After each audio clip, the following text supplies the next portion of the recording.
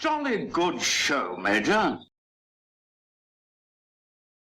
Happy Blue Friday, Seahawk fans.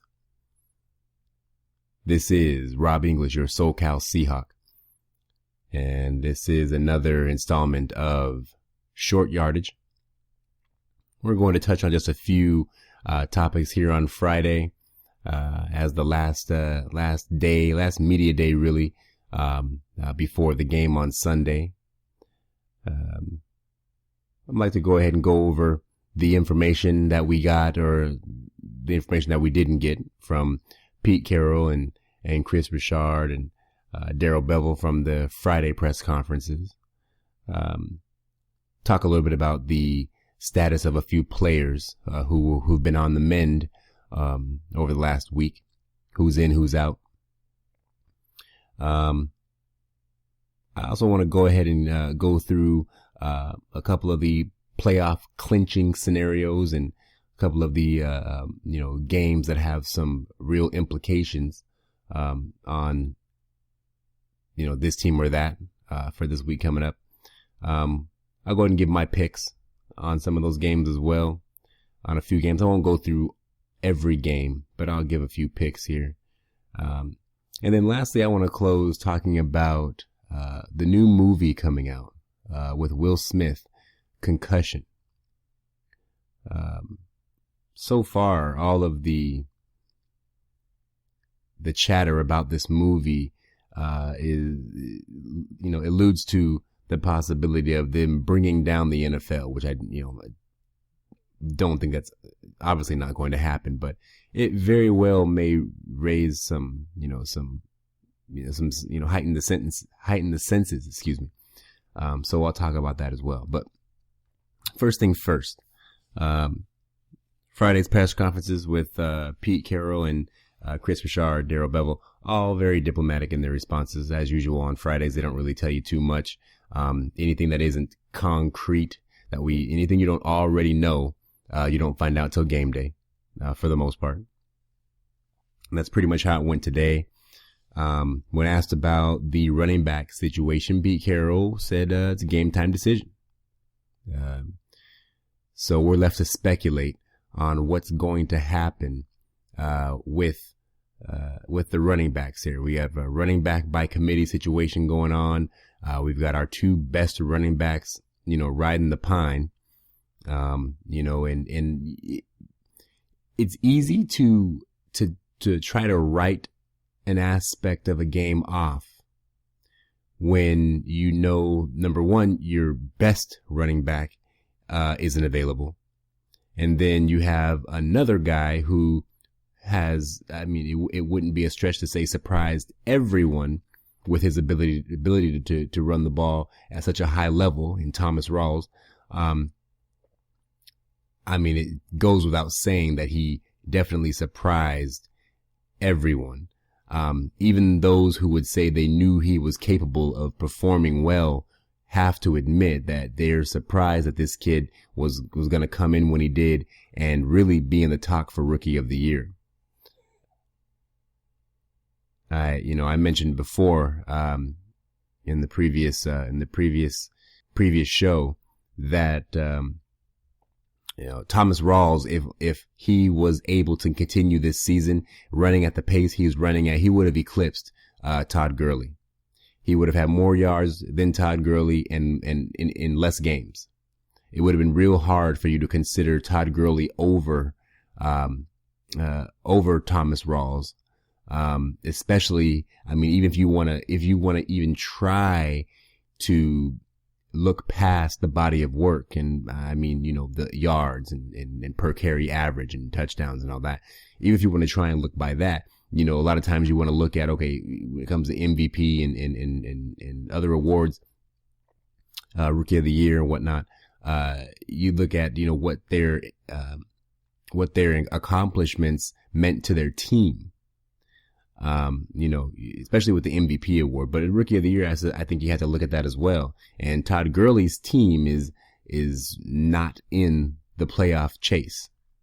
And meanwhile, Thomas Rawls came in and basically took control and brought his team back into the conversation.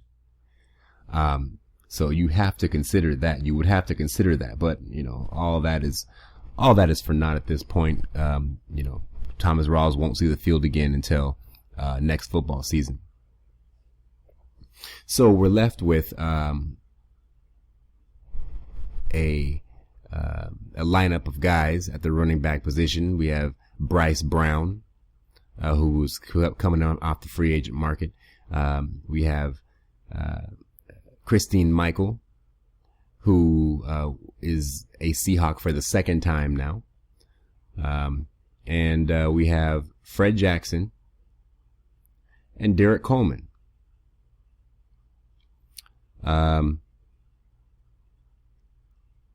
In the last show, I did say that I would like to see Derek Coleman get a shot here. I don't know that Derek Coleman can play tailback, but I do know that the couple of times I've seen Derek Coleman run the football as if he were a tailback, from the tailback position, he looks like he has a burst.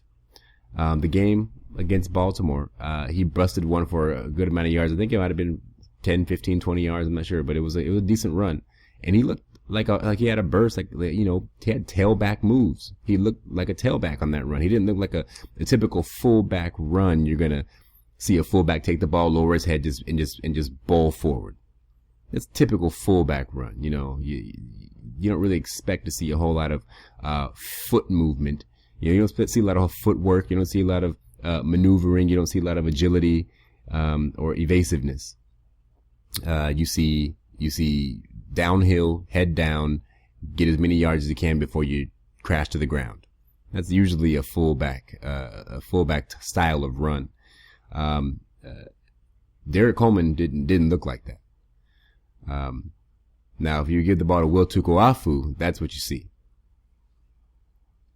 So I'm looking forward to seeing. I really hope that Derek Coleman is what I'm hoping that he is, because that'd be nice. That'd be real nice to see. Bryce Brown, he looks good. His highlight tape, looks like he has a lot of upside. He looks fast, looks quick, gets through the hole with haste. But Christine Michael, I think, is probably going to get the start. This is my guess. Okay, my speculation, because again, Pete Carroll doesn't give us anything on Fridays. I'm going to go ahead and assume that Christine Michael will probably get the start. Not that the start means that he's going to see the most snaps. I wouldn't suggest that either. But I'd probably say, a lot of times you go out there, your first offensive drive, the plays are a lot of times scripted. As long as they go somewhat to plan, you run the plays that have already been planned out. You don't really, deviate from the plan too much your first drive.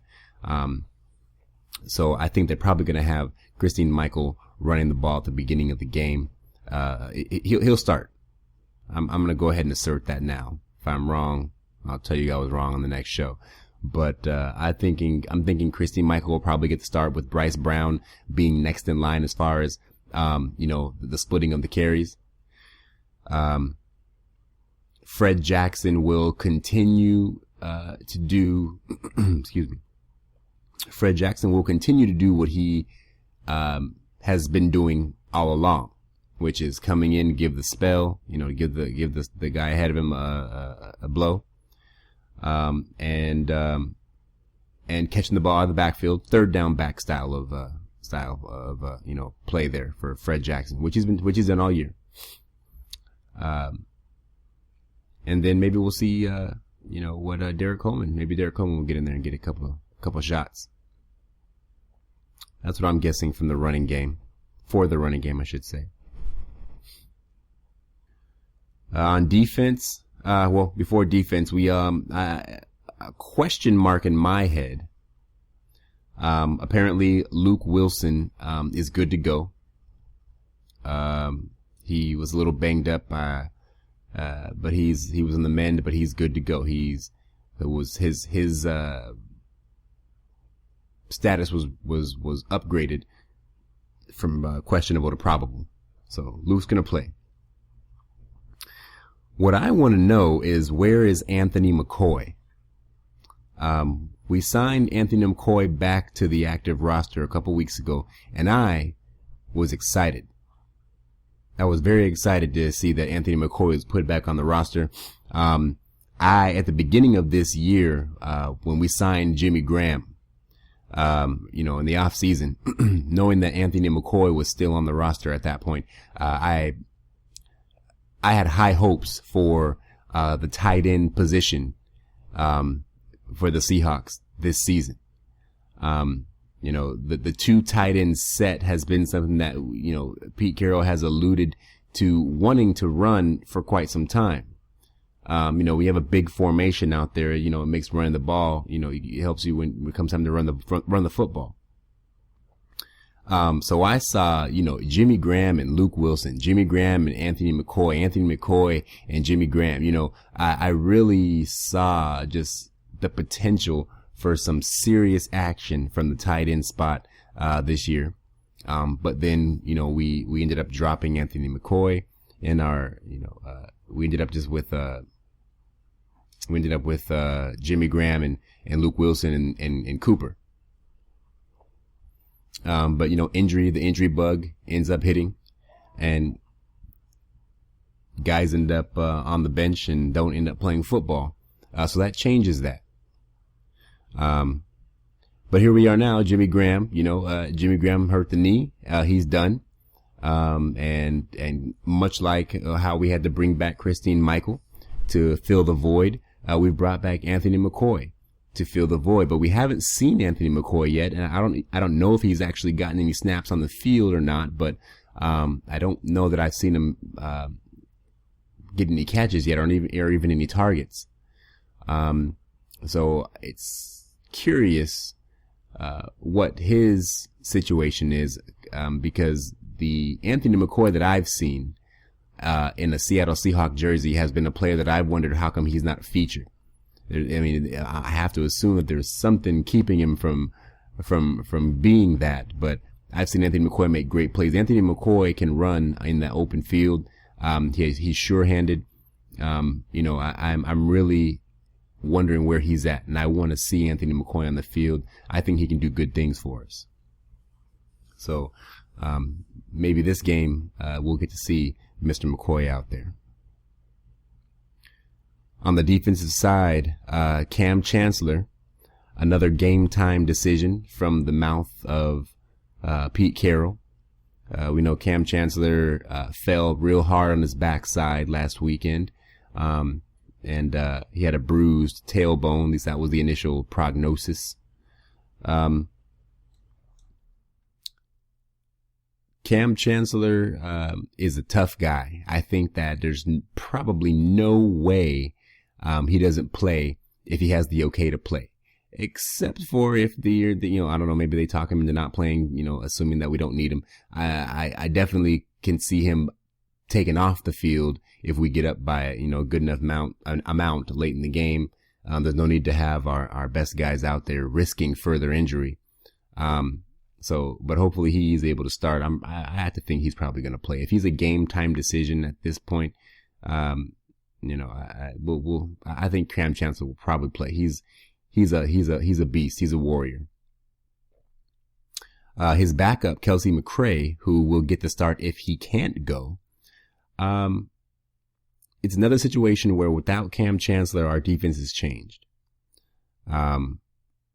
Kelsey McCray simply is not Cam Chancellor. It's as simply as you can put it. And furthermore, he's not even Cam Chancellor-ish. He just isn't. I suppose nobody really is. Cam Chancellor makes as many plays with his presence as he does with his physical ability. Kelsey McCray just simply doesn't have that. He's a lighter frame. He's a catch tackler. He's not an enforcer. Cam Chancellor, you don't want to get hit by Cam Chancellor under any circumstance. If there's any way that you can manage to not get hit by Cam Chancellor, most ball carriers will take that route. And that's kind of like survival of the fittest. It's like Darwin. You're not going to go walk out in front of traffic, and those that do don't survive. And Cam Chancellor is like a Mack truck going down the highway. If you want to go out and walk out in front of a Mack truck at 60 miles an hour, you do that if you want to, but chances are it's not going to work out too well for you. That's the presence that he has on the field. Kelsey McRae doesn't have that presence. Now, Kelsey McRae is a solid defensive back. He's a catch tackler, but he's a good catch tackler. I mean, not necessarily that. It's not necessarily saying that catch tacklers are bad. Richard Sherman is a catch tackler. You don't see Richard Sherman, laying people out too often. He's a catch tackler, but he's a sure-handed catch tackler. Kelsey McRae is the same. But when you take away an enforcer and replace him with a catch tackler, it just kind of, it takes away from the intimidation factor. If you have receivers that are second guessing when they go across the middle or when they run that post route, that slant or that post, when they know that there's a number 31, back there who might just have a bead on them, it changes their mindset and their mentality. Kelsey McRae is not going to put that fear in anybody. He does seem to have an ability to target the football. I didn't see in my review of his play, I didn't see him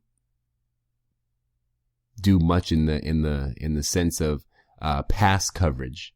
As far as ball in the air, he doesn't seem to be much of a ball hawk. But he does close on the receiver quickly. He's able to put a hit on the receiver that can dislodge the football. Seems like it's more of a punch out than just the power of the hit itself, like Cam Chancellor. But either way, he's able to target the football and make good things happen with it. So if that can translate to success in our defense, then hey, more power to him. More power to him. So I think he's definitely good to have as a secondary choice at safety, at strong safety. But obviously having Cam on the field is definitely preferable.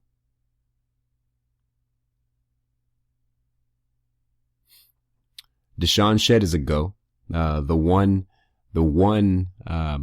sure answer we got from Pete Carroll, I guess one of the sure answers we got from him, was that Deshaun Shedd is a go. So that's good. Anyone who's listened to any of my speeches about our defensive back situation is that Deshaun Shedd is the Achilles heel of our defensive back core. I know he's probably the best one to play opposite Richard Sherman with, Jeremy Lane, I presume in the nickel spot. And Burley, he has some consideration. Shedd has the physical presence, but he just doesn't have it. I go back to the Pittsburgh game where, Shedd got credit for having a great game. And if you look at it result wise, in terms of the results, yeah, he had a great game. But I look at it a little differently. When I watch the game, I look at it as a couple of plays that he made were lucky. The one, I can't remember which receiver it was. I want to say it was Bryant over on a deep ball, left side of the field. It was Shedd and I think it was Martavis Bryant. And Martavis Bryant went up and it really went over. He was behind. He was past Shedd, and Shedd was in good position. But Bryant went up and got the ball over him. Shedd did get his hand on the ball as well, or, in the vicinity, his hand around, Bryant's wrist or whatever. Legal, of course. But it wasn't until they came crashing to the ground that the ball actually was dislodged from from Bryant's hands, and then, you know, it obviously bounced out an incomplete pass. If they had landed on pillows instead of the turf, that would have been a touchdown, and it would have changed the entire face of that game. And again, go back and watch those highlights, if you can find them. That play, I guarantee if that ball was thrown into a bed of pillows, he would have held onto that ball, and that would have been a touchdown right over Shed. There was another situation like that earlier in that game where he was in perfect position. Perfect. He seems that he can be out of position even when he's in perfect position. So I don't know if it's just because that he is so intent on getting the position on the receiver that he, doesn't give enough time to actually look for the ball. Because getting position on a receiver is great. Getting position is one thing, but when the ball gets there, you still have to make a play on it. You can make a play on the ball and save the play without being in position. That can be done. That happens all the time. Just because you're out of position doesn't necessarily mean that that you can't make a play on the ball. But at the same time, being in position doesn't mean you don't have to make a play on the ball. And if you're in position, but you don't get your head around to see where that ball is, being in position is not good enough, because the receiver already knows the ball is coming. He knows where the ball is, and just because you're in good position doesn't mean he can't jump and catch that ball over you, or behind you, or on the side of you, because you don't know the ball's coming. If you don't know where the ball is, your position doesn't matter that much. Of course, it makes in being in good position makes the catch harder for the receiver, but he can see the ball. So, I would like Shed to learn how to get his head around. Richard Sherman is, the best cornerback in football, but Richard Sherman is really good at getting in position and getting his head around, knowing when to turn his head. Because it's a crapshoot, I suppose. When you're a corner and you're running facing away from the quarterback, you can't just turn your head because the receiver turned his head. I mean, if every corner did that, as soon as he turned his head, the receiver would just change directions. And you lost him. So you have to have like an internal clock. You have to have a sixth sense of when to actually turn and look for that ball. I guess you look for the eyelids to raise, those eyes to get big, or look for the angle of the eyes to change, I suppose. But whatever it is, Richard Sherman's really good at it, and Deshaun Shed, and even it's the deep balls, on a 10, 15, maybe even a 20-yard hitch, or an out, or a slant, or or whatever. A play where the ball is coming fast, you can't really rag on the guy too bad. But it's the ones that go deep downfield. It's those balls that go deep downfield. I didn't even play college ball. Okay, but I played football. I played defensive back. And when the ball is going deep down the field, you've got a lot more time to just make that decision on whether it's time to actually turn around and look. And corners in this league, and even safeties in this league, the good ones know, especially on the deep ball. I can understand on the short balls, but on the deep ball, you got to get your head around. With the exception of the time where you just get beat. If you're beat, then that's a completely different story. If you're beat by 2 or 3 steps, there's no point in turning your head around, because you're not going to be in position to make the catch anyway. Even considering the possibility for the ball coming up short, it's not worth it. If you get beat, you just got to run your butt off, run to that receiver. If you're beat, just go get him, because He's going to catch that ball. If you're trying to look for the ball still, he's going to catch that ball and be gone. He's gone. So, I'm having a pissing session about Deshaun Shedd, but he's done well. He's done well. You can't argue with the fact that he's done well. I assert that part of his success has come by happenstance, but either way, he's done well. That pretty much covers all I got about the personnel. We've got clinching scenarios for our Seahawks, with Tampa Bay losing on the Thursday night game. We are in with a win, and either a New York Giant loss or tie, Washington Redskin loss or tie. Those are the two, most likely scenarios, because both the Giants and the Redskins, just going based on the strength of the team itself, have good chances of them, not walking out of anywhere with a victory. The Giants are playing the Carolina Panthers, so I'm banking on that one.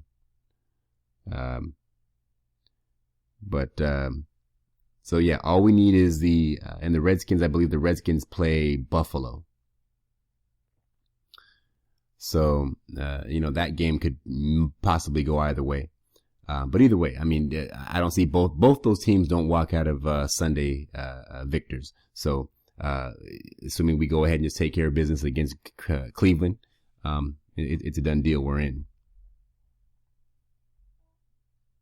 Outside of the first two scenarios, we can also get in. All of them obviously involve us winning or at least tying. The third scenario, if we win, and Atlanta loses and Minnesota loses and Green Bay wins, that's also a clinching scenario. Also, if we at least tie in 4 and 5, we at least tie, and then Atlanta loses or ties, and then New York loses or Washington loses and Philly loses or ties. It's crazy. Those four scenarios, 4 and 5, are quite unlikely to even be considered. 1 and 2 will be the situation. Carolina's going to beat New York. There's no way Carolina manages to lose to New York. That would be a shame. And actually, when I think about it, the New York Giants have made a name for themselves by taking out undefeated teams. They took out the undefeated New England Patriots in the Super Bowl. They took out the undefeated, who was it that I want to say it might have been Green Bay. I don't remember what team it was. A few years before that, they took out an undefeated team, late in the season. They do that. So I guess is at the same time that I'm getting all sure about that game, I guess I got to consider that, the Giants often take out undefeated teams. Carolina clinches home field advantage, with just a win and an Arizona loss. Arizona going up against Philadelphia, who is fighting for their playoff lives. I believe that could be a good game. And with that, I'll segue into the, picks for week 15. Now, I don't think that, I won't go in too deep here with these picks. I'm not going to bother with the AFC side. Those don't really pertain to the Seattle Seahawks. So unless they're, the NFC team is playing an AFC team, I'll skip over that game. The AFC versus AFC game, those are inconsequential for us. But the first game, the Eagles and the Cardinals. The Eagles playing for their postseason lives right now. They're not out. Mathematically, they can still get in. And they're going to play like that's the case. Meanwhile, Arizona, has not run out of things to fight for. They're still, they still have a chance on getting the home field advantage from Carolina. Both teams have already clinched, trips to the playoffs, obviously. But Arizona would love to have home field advantage, throughout. So they're going to play like the game depends on that.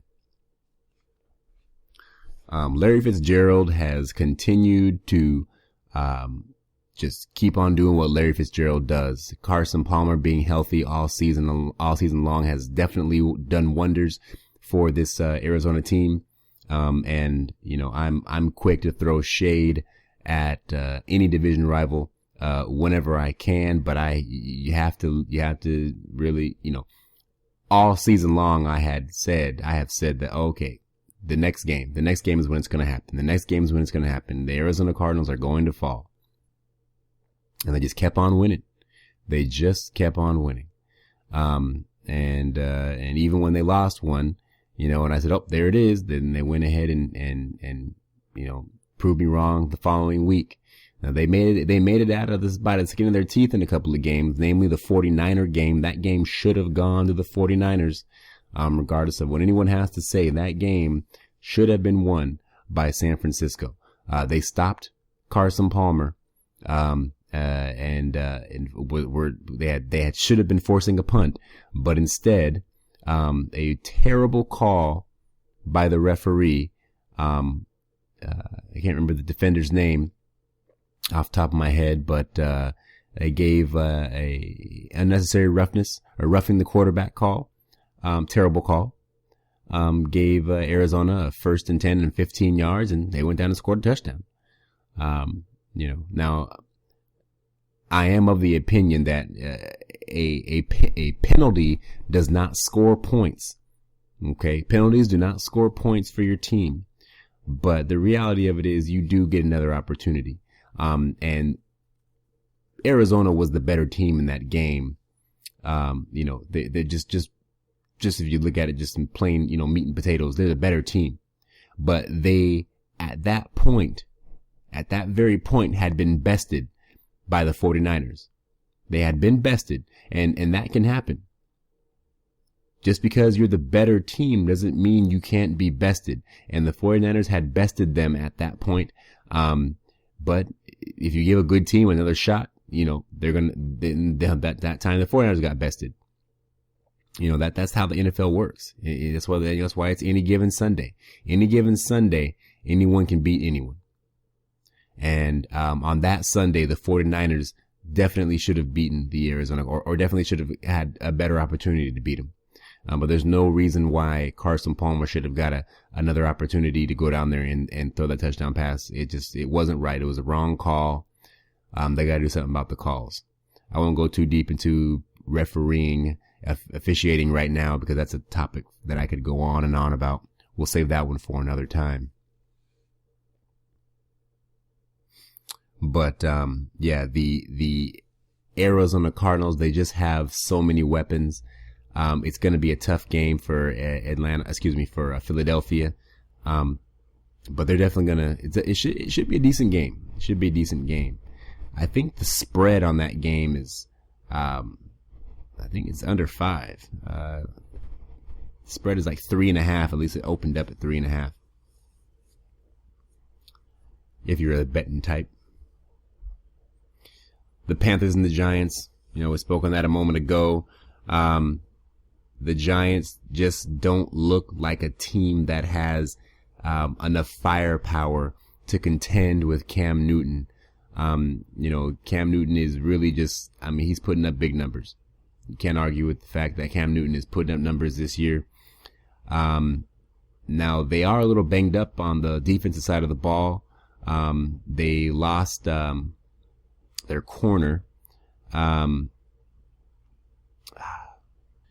Wickery. Ben Wickery hurt himself. I believe he broke his leg last week. So you've got Charles Tillman, what's his name? What's Charles Tillman's nickname? Peanut? Is it Peanut Tillman?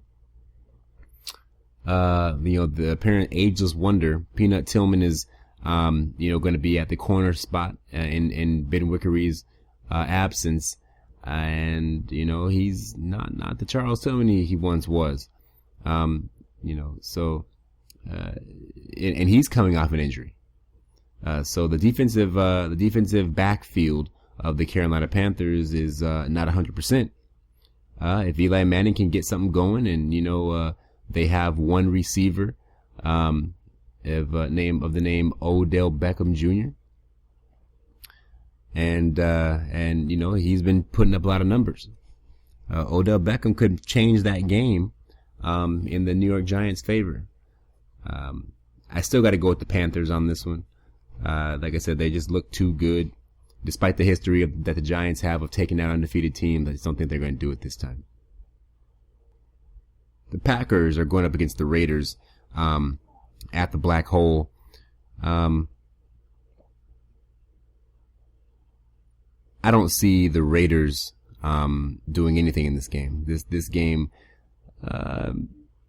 could likely get ugly. I think that the Packers get back on track this week against a Raider team that really is not formidable at this point in the season. They've got a good young rookie wide receiver out there, but I just don't see the Raiders doing much. Eddie Lacy is really running the ball hard right now. I think he's rushed for over 100 yards in 3 straight games. Aaron Rodgers will get his bearings about him. We're coming into the end of the season, and this is where the great ones start to play great ball. Raiders don't have a chance here. So I go with the Packers there. The Vikings and the Bears. Now, this is a game that could be really interesting. The Vikings, who right now own the 6th seed, but you've got guys right underneath them licking their chops, just waiting to take that spot from them.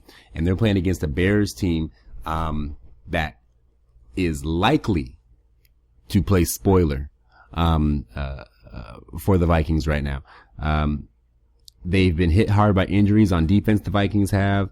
And their quarterback level of play from their quarterback leaves so much to be desired. Teddy Bridgewater, if you take away Teddy's running back and force Teddy to beat you with the pass, you're going to win the game. Unless, of course, you have an inept defensive backfield and zero pass rush. That's really the only way you're going to let Teddy Bridgewater beat you. Vegas likes the Vikings in this game. I'm going to take the Bears. I'm going to take the Bears to upset the Vikings at Minnesota. So I don't know if that's a dark horse, but I'm going to take the Bears to upset Minnesota, and that's going to drop Minnesota potentially out of the playoff chase or out of the playoff scene. They will lose that 6th seed if anybody underneath them wins and they lose. So that's a big one. Of course, there's our game, Cleveland coming into the clink. The Vegas line on this game is 16 points. So if you're the betting type, the smart play would be to take Cleveland. But honestly, I think this game could get bad. I think Seattle still has a point to prove, that we are not messing around, at least this week. If we clinch this week, I could see there being a change in the game plan, as far as what we're going to do, how much we're really going to put into, to these games. Because if we know our ticket's already stamped for the postseason, we got to be healthy for the postseason. So this could be that game that we go out there and show the rest of the NFL that we are here and we're not going anywhere. Go ahead and get that playoff spot clinched. And then, go ahead and take it easy in weeks 16 and 17, assuming that there isn't much to play for in those games as far as seeding goes. This game, I think, gets out of hand quick. Real quick. I'd like to see Seattle with 3 touchdowns in the first quarter. I don't think we're going to have this slow start thing against these Cleveland Browns. The spread is 16. I'm obviously taking Seattle, and the points. I'm taking Seattle and the points on that one. So that's just a few of the picks that I wanted to go through there. I'm not going to go through the whole entire NFL. Not all of them have much to do with us. But what I do want to talk about just for a moment is this new movie coming out with Will Smith, Concussion. Now, as we all know, the concussion situation has been something that has been becoming more, and the conversation has become more and more popular over the last few years. The NFL has made major changes to the rules to protect the players. I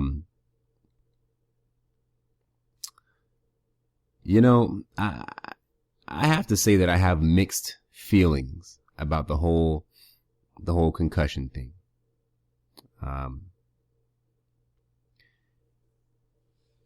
There is validity to the fact that, or to the point that the NFL needed, or maybe even needs, to do more. I think it doesn't start on the field, though. I don't believe it starts on the field. And if it does start on the field, it shouldn't be the way that they're going about it. I understand the reason for every rule out there. It started with the quarterback, right? It started with the quarterback being a sitting duck. That whole quarterback is a sitting duck in the pocket. So there's rules for the quarterback. Just ask, guys like Joe Theismann. They're a sitting duck, and they take hits that other players don't take because they're moving. They're not just standing there waiting to get hit. But with these defenseless receivers and these blow to the head calls, they are affecting the game. I'm all for the safety of the players. I don't want to get that twisted. I'm certainly for the safety of the players. If I had a son, I don't have any son. I have two daughters, and my daughters want to play football, they can play football. But if any of my children wanted to play football, I'm gonna go into it knowing that there's a potential that they could get their bell rung. They could get, or even get seriously injured. It's part of the game. It's part of the game. It has always been part of the game, and it will always be part of the game unless you take out tackling. So in some situations, I feel that these players, no one forced these players to play football. And it sounds like an insensitive, view on the topic. But I think that's just short-sighted if you look at it that way. It's not insensitive, but it's just hard factual. No one said, hey, you have to play football to raise your family. No one said you have to play football to feed your kids. Right? Most of these players went to college and they got a college education. Maybe they got it by playing football, but there's no rule that said they had to sign up for the NFL draft. No rule that said they had to go to the combine to get looked at. There's no rule that said they had to sign their name on any document that said they were going to play in the NFL. There's no one held a gun to their head and made them do that. So that being the case, there has to be some responsibility on the players to accept what happens to them in the field of work that they choose.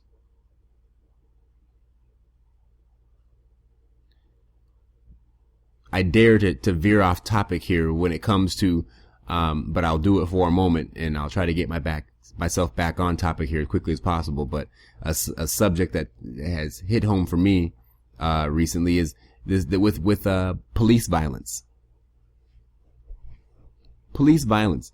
You have these police officers, and I respect the job that they do. Let's get that made abundantly clear. I respect the jobs that police officers do. but they made a decision to take on a form of employment that puts them in harm's way. It puts them in harm's way. No one held a gun to their head, pun, and told them that they had to do this job that puts you in harm's way. But the fact that you're doing that job doesn't mean that you err to the side of caution by shooting first and asking questions later. And behind the mask of, hey, I didn't know what he was going to do. We have to stay safe. We have to get home to our families too. Well, I get that. I completely understand that. These men and women of law enforcement are out there risking their lives so I don't have to. So me and my wife and my 2 daughters can feel safe. But how safe can you really feel when the first sign of danger, when the very first sign of danger, pops up in this dangerous job, you just put your gun out and shoot the apparent danger? That's not what being, that's not what being a law enforcement official is about. You signed up to have your life put in danger. That's what makes it such an amazing thing that you do. Guys that go to war, that's what makes it so amazing that these soldiers go to war. They put their lives on the line.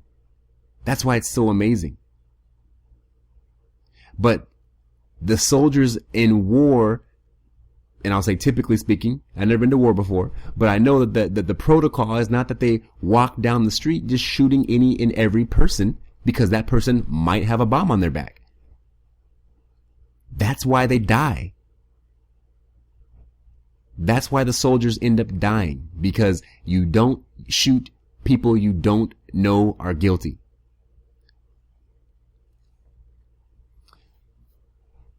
So, I'll get off of that topic because it's another one I can go in for hours on. But and this is not about that. This is about sports. But back to the concussion talk.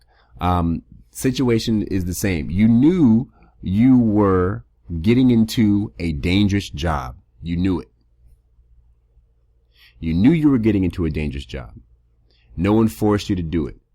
So it doesn't really add up for me when these players play in the league 5, 6, 7, 8, 9 years, however many years they play.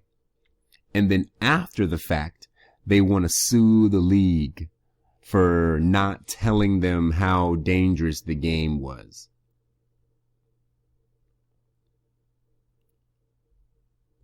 That I just don't sign on for. Now, what I will say is that the NFL certainly needs to have some type of comprehensive coverage for their former players. For players that put their lives on the line for the shield, that end up with debilitating injuries, lifelong injuries, the NFL should have a comprehensive coverage for these players for the rest of their lives. If you get out there and get your head banged around for so many years and you retire and you got traumatic brain injury, then the NFL should take care of you until you don't need care anymore. Broken legs, bad joints, replacement hips, all that stuff. The NFL makes plenty enough money to do just that. Take care of these players.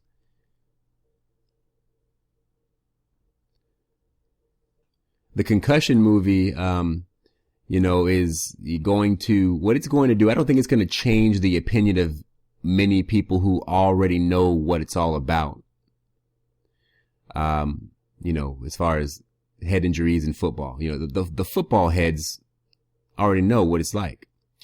I think it's the folks who are a little bit more removed from the real realities of football.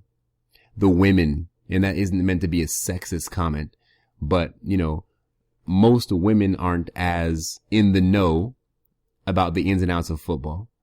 You know, the people who aren't as sports minded, you know, not everybody's a jock, you know, but, a lot of people are moviegoers.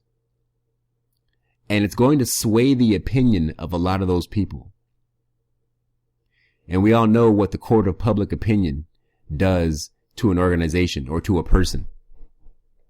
Court of public opinion is more important than the court of law in a lot of cases.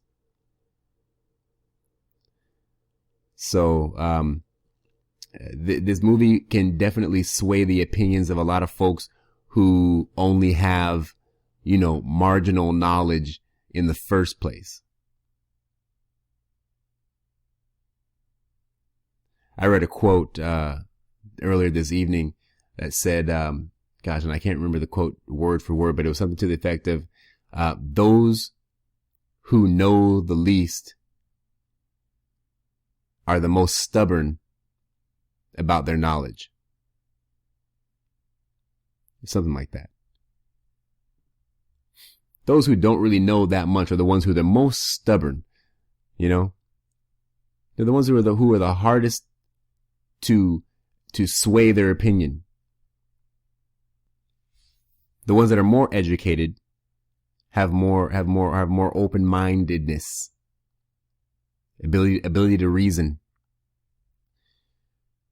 I'm going to see the movie. I'm a big Will Smith fan. You know, and I'm sure it's going to be a great movie. I haven't really seen a bad Will Smith movie. Even the 25th version of, even the 25th, Men in Black was good to me, you know, but, I'm definitely going to see the movie, and I'm sure it's going to be a great movie. But I will not be swayed by the movie unless, you know, there's something in that movie that I just haven't seen before. And then after even of that, it's a movie. It's a movie. You know, everybody knows what they're up against when they put that helmet on. When they snap that chin strap on either side of their helmet, they know what they're going in there to do. The rules have been changed to protect these players. And I mean, you know, there's responsibility on both sides. What they really need to do about these penalties, though, you know, because again, these penalties for the safety of these players, they throw the flag now. You know, regardless. They throw the flag regardless. It doesn't even matter whether or not it was actually a penalty or not. If you hit a receiver while he's catching the ball, you're going to get a flag. It's just that you're going to get a flag thrown if you hit a guy while he's catching the football. It's terrible. It's terrible. Case in point, two games in a row. Tyler Lockett. Russell Wilson has hit Tyler Lockett on a beautiful touch pass. He's dropped it in right in between a corner and a safety. 2 straight games. He did it once last week against Baltimore. He did it once the week before that against Minnesota. And both times, Tyler Lockett took a good wallop right after catching the ball. Both times, Lockett popped right up. He was fine. Both times, there was a flag thrown for unnecessary roughness. Now, even I'm, you know, a student of the game of football, I can't even really say what exactly the rule is, but what I believe it is that you can't hit in the head and neck area of a defenseless receiver. It's not that you can't hit him, you just can't hit him in the head and neck area. And to me, really, that seems like a ridiculous rule to try to force on these players who are running 110 miles an hour. They're going 110% full speed. There's no time to check and double check. There's no discount double check when these guys are running full speed. But okay, I get it. Make the rule what it is to force the players to at least be conscious of the fact that you have to aim for a strike zone that is below the head and neck area. All right, I get that. But then you have to factor in the reality that sometimes the offensive player, the ball carrier, in preparation, in expectation for impact, is going to contort his body one way or another, which may put himself right into the path of the defensive player's attacking body part. Might put his head, if I'm going to tackle somebody who just caught the football and knows he's about to get walloped, and I know before I even go into my tackling motion, I'm aiming for his midsection. But by the time I get there, he moves his head into that same, path, that same line of attack. I'm going to get called for a 15-yard unsportsmanlike conduct or unnecessary roughness penalty. That doesn't make sense. It means you can't tackle the guy. It means you can't tackle. It doesn't matter what body part you hit him with. If you hit him in the head, they're going to throw a flag. Cam Chancellor. We all saw the Vernon Davis hit. Colin Kaepernick hit Vernon a couple years ago. He hits Vernon Davis down the sideline, drops one in. Vernon Davis leaves his feet, which he didn't need to do. And probably if he hadn't left his feet, then the hit that he took from Chancellor wouldn't have looked so just aggressively hard and just terribly nasty, which it was, but it was a great hit. Ref threw a flag because Cam Chancellor put such a wallop on him that it flung his head forward and then back. All of the trauma to Vernon Davis's head was from the hit, the whiplash from the hit, and then the slamming of his head on the ground after the whiplash. Cam Chancellor, not one part of Cam Chancellor's helmet or shoulder pad even touched Vernon Davis's helmet. I don't even know if his face mask even grazed the top of his shoulder pad. But he threw a flag. And the refs are always going to err to the side of caution because they want to prove a point, and it's terrible. The least they could do, and they won't do this because of time constraints, and it goes back to money.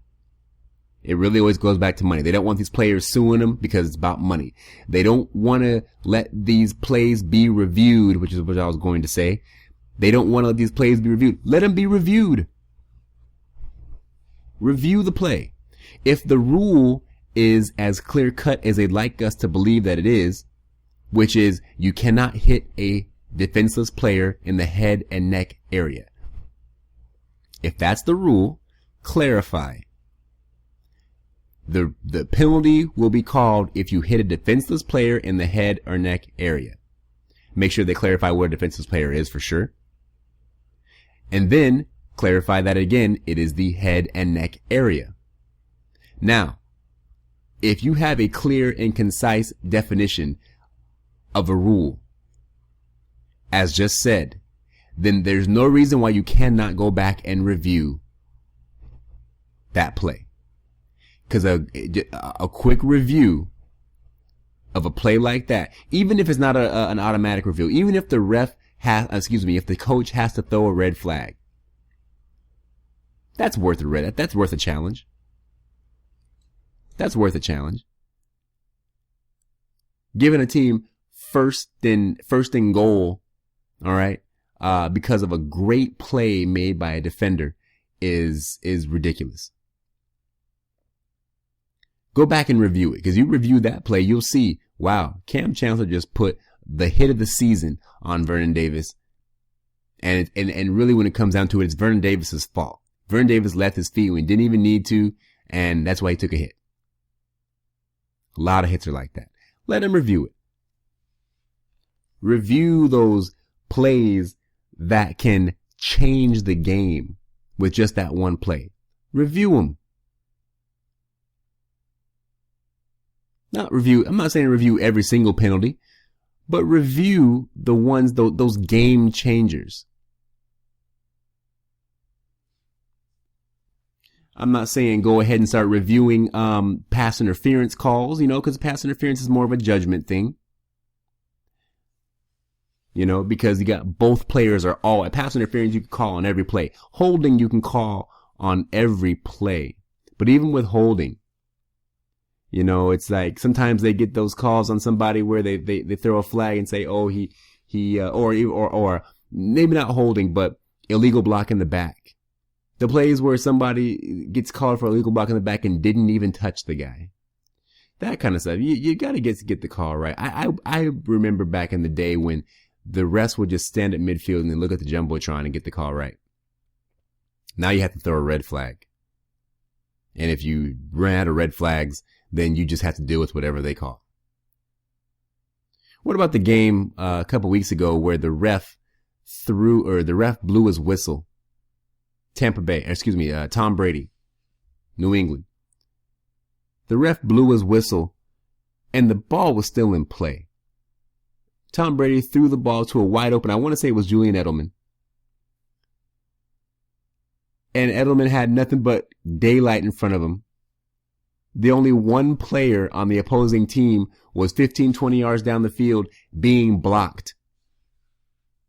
There's no way Edelman isn't, I think it was Edelman, whoever it was, there's no way he doesn't take that ball all the way to the house. The only one player on the entire defense that had a shot at catching him was at least 20 yards down the field, and he was being blocked. He was engaged. That's almost the same as not being there at all. The ref the ref blew his whistle as Tom Brady was throwing the football. Brady was running toward the sideline, and the ref blew the whistle while the ball was in the air. Boy, those referees and the official who, chimes in from New York or from LA or wherever he is, they were scrambling for that one. And actually they didn't even get the call right when it comes down to the rule. Because they said, okay, that the whistle was blown after the receiver had caught the ball, so it's down right there. But really, that's not what happened. And people just kind of let that brush underneath the rug. And I can understand why, because that whistle was blown, I want to say before it even left Brady's hand, but definitely while the ball was in the air. And by rule, that should have been a replay. That should have been a replay of the down. If the play was blown dead after the receiver caught the ball, then they should have had the option to take the result of the play at that spot, which is what they ended up getting, which is what you had to go ahead and do for him because, you took away a touchdown. You took a touchdown off the board, given the possibility, the exception for the possibility that the receiver may have just tripped over his own feet. That was a touchdown.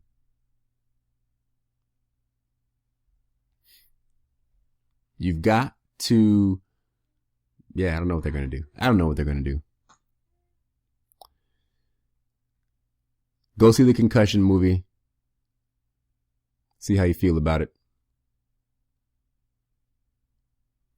I'm going to get ready for these Seahawks and these Browns. And get ready for the playoffs. This is Rob English, your SoCal Seahawk, signing off. We will see you on Monday with Going the Distance and the recap on the Week 15 games. Thanks for listening. Go Hawks.